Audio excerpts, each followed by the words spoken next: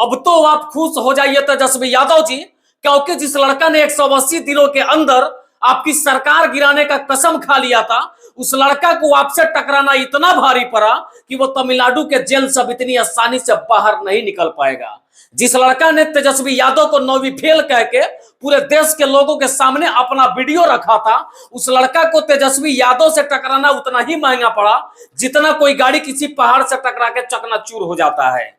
बिहार और तमिलनाडु को पुलिस लाख प्रयास करती रही, मनीष कश्यप के ऊपर आरोप पे आरोप लगाती रही, लेकिन जब तमिलनाडु कोर्ट ने मनीष कश्यप को वापस बिहार भेजने के लिए मुहर लगा दिया, तब शायद बिहार के सत्ता में बैठे नेताओं को यह लगा कि मनीष कश्यप अगर तमिलनाडु से बिहार आता है और बिहार के कोर्ट से रिहा होकर के वापस जाता है तो शायद हमारी सरकार को और भी ज्यादा नुकसान पहुंचा देगा। इसके लिए बिहार के यशस्वी उप मुख्यमंत्री तेजस्वी यादव ने तमिलनाडु के मुख्यमंत्री स्टालिन से 2 दिन पहले फोन पे बात किया था। अब इसके लिए भी मेरे ऊपर एफआईआर नहीं करवा दीजिएगा, काहे कि ये बात हम नहीं कह रहे हैं। एक मैंने सीनियर रिपोर्टर का रिपोर्ट देखा, उसमें साफ तौर पे सीनियर रिपोर्टर साहब ये कह रहे थे कि मैंने अपने कुछ मित्रों से बात कहा तो मुझे पता लगा, मेरे मित्रों ने मुझे बताया कि तेजस्वी यादव की बात कल ही तो स्टालिन साहब से हुई है और तेजस्वी यादव ने उनको कहा कि जो लड़का मनीष कश्यप नाम का आपके तमिलनाडु के मदुरै सेंट्रल जेल में बंद है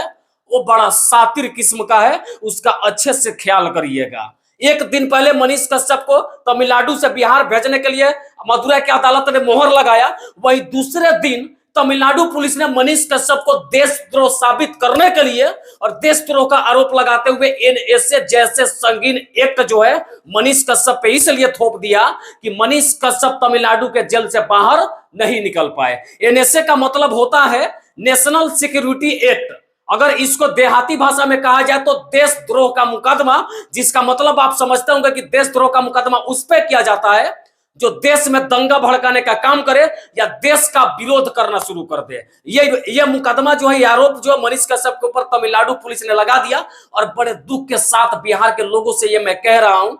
आपको ये बताने का प्रयास कर रहा हूं कि मनीष कश्यप को बिहार पुलिस गिरफ्तार करती है, लेकिन बिहार में मनीष कश्यप के ऊपर एनएसए जैसे संगीन आरोप नहीं लगाए जाते हैं। ये आरोप वहां लगाया जाता है जब तमिलनाडु की अदालत से मनीष कश्यप को वापस बिहार भेजने की बात की जा रही थी। और मनीष कश्यप के लिए जेल से निकलने की तो बात छोड़ दीजिए, ये केस लड़ना भी काफी मुश्किल हो जाएगा। जेल से निकलने की बात तो मैं नहीं करूंगा, लेकिन मनीष कश्यप के लिए सबसे बड़ी दुखद खबर यही है कि अब जिस तरीके का एनएसए एक्ट उनके ऊपर लगाया गया है, तो एनएसए का मतलब देशद्रोह, और जिस व्यक्ति के ऊपर देशद्रोह का मुकदमा दायर हो जाए, जिनके ऊपर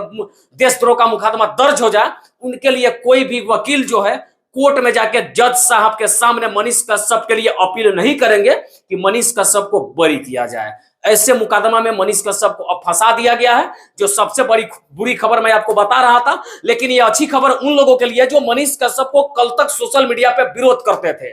ये खबर देश में राज्य की सरकारों के लिए है जो ये कतई नहीं चाहते कि मनीष कश्यप कभी भी जेल से बाहर निकल करके आए और फिर से जनता के मुद्दा को उठाने का प्रयास कर रहे हैं। जैसे ही एनएसए मनीष कश्यप पे लगा तो इसका एक और मतलब सबसे बड़ा ये होता है कि जिस व्यक्ति के ऊपर एनएसए लगा दिया जाता है उसको 3 महीने तक जेल में बंद करके रखा जाता है। और 3 महीने की तो बात छोड़िए, अगर वहां की सरकार और पुलिस चाहे तो बिना आरोप सिद्ध किए हुए मनीष कश्यप को 1 साल तक के लिए भी जेल में बंद करके रख सकती है। तो जब एनएसए जैसे मुकदमा मनीष कश्यप पे लगा दिया गया तो इसे साफ तौर पर जाहिर होता है